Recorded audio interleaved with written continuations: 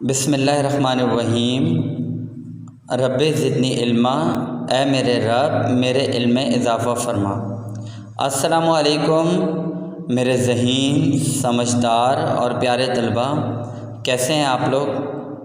اور آپ کے ایگزام کی تیاری کیسی جا رہی ہے؟ اللہ کی ذات سے امید ہے کہ انشاءاللہ آپ لوگوں کے پیپرز اچھے ہوں گے۔ آج میں آپ لوگوں کو Urdu paper 1 part a directed writing کی ایک ایگزامپل سمجھانا چاہ رہا ہوں تاکہ آپ پیپر 1 میں اور اچھے انداز میں اپنا پیپر سالو کر سکیں۔ یہ جو ایگزامپل کا ٹاپک ہے وہ ہے مطالعہ۔ مطالعہ کا مطلب ہوتا ہے ٹو ریڈ، ٹو اسٹڈی، اور اس کے 3 نکات ہیں۔ ضرورت و اہمیت، یعنی مطالعے کی کیا نیڈ ہے، ہمیں کیا امپورٹنس ہے۔ دوسرا اشارہ ہے کتب کا انتخاب۔ کتب کہتے ہیں بکس کو، انتخاب کہتے ہیں سلیکشن کو، یعنی کون سی بکس کا سلیکشن کیا جائے۔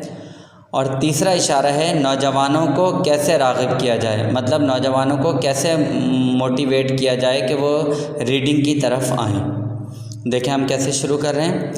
تنہائی کا سب سے بہتر اور مفید مشغلہ مطالعے کو کہا جائے تو بیجا نہ ہوگا۔ تنہائی مطلب جب آپ اکیلے ہوتے ہیں، مفید بینیفیشل، مشغلہ ہابی، اور یہ جو لفظ لکھا ہوا ہے بیجا نہ ہوگا، بیجا کا مطلب ہوتا ہے یوز لیس، یعنی کہ اگر ہم یہ کہیں کہ مطالعہ جو ہے وہ سب سے اچھی ہابی ہے تنہائی کی تو یہ غلط بات نہیں ہے۔ ہر شعبے سے متعلق معلومات، جہان بھر میں ہونے والے رونما ہونے والے واقعات، تبدیلیوں، ایجادات اور انکشافات کے بارے میں جاننے کا سب سے بہترین ذریعہ مطالعہ کتب ہے۔ اب دیکھیں بچوں، ہمارا پہلا اشارہ ہے ضرورت و اہمیت، تو ہمیں یہ بتانا ہے کہ مطالعے کی کیا نیڈ ہے اور کیا امپورٹنس ہے۔ تو دیکھیں لکھا ہوا ہے ایک تو مطالعے کا، یعنی کہ تنہائی میں مطالعہ سب سے بہترین ہمارا مشغلہ ہے، ہابی ہے۔ پھر یہ ہے کہ کسی بھی شعبے سے، شعبہ کہتے ہیں فیلڈ کو، کسی بھی فیلڈ سے ریلیٹڈ انفارمیشن، جہان بھر میں یعنی پوری دنیا میں رونما ہونے والے واقعات، مطلب ہیپن، وہ واقعات جو کہ ہو رہے ہوں، تبدیلیوں یعنی چینجز، ایجادات یعنی انوینشنز، انکشافات یعنی ڈسکوریز، ان سب کے بارے میں جاننے کا سب سے بہترین ذریعہ مطالعہ کتب ہے۔ یہ انسانی ذہن کی تخلیقی اور تخیلاتی صلاحیتوں کو جلا بخشنے کا ذریعہ ہے، یعنی یہ ہمارے ذہن کی تخلیقی، مطلب جو ہمارے اندر کریٹیو اسکلز ہیں کہ کوئی چیز سوچنے سمجھنے کے اسکلز ہیں اسے، اور تخیلاتی مطلب امیجن کرنا، آگے سے آگے یا بہت ساری چیزوں کے بارے میں سوچنا، اسے کہتے ہیں تخیلاتی۔ تخیلاتی ٹو امیجن نیو تھنگس، تخلیقی ٹو کریٹ نیو تھنگس، ان صلاحیتوں کو جلا بخشنا، جلا بخشنا مطلب ٹو پالش، یعنی ان کو نکھارنے کا ذریعہ ہے۔ یہ ہو گیا ہمارا پہلا اشارہ۔ دوسرا اشارہ ہے کتب کا انتخاب، یعنی کتب کو کون سی کتابیں سلیکٹ کی جائیں۔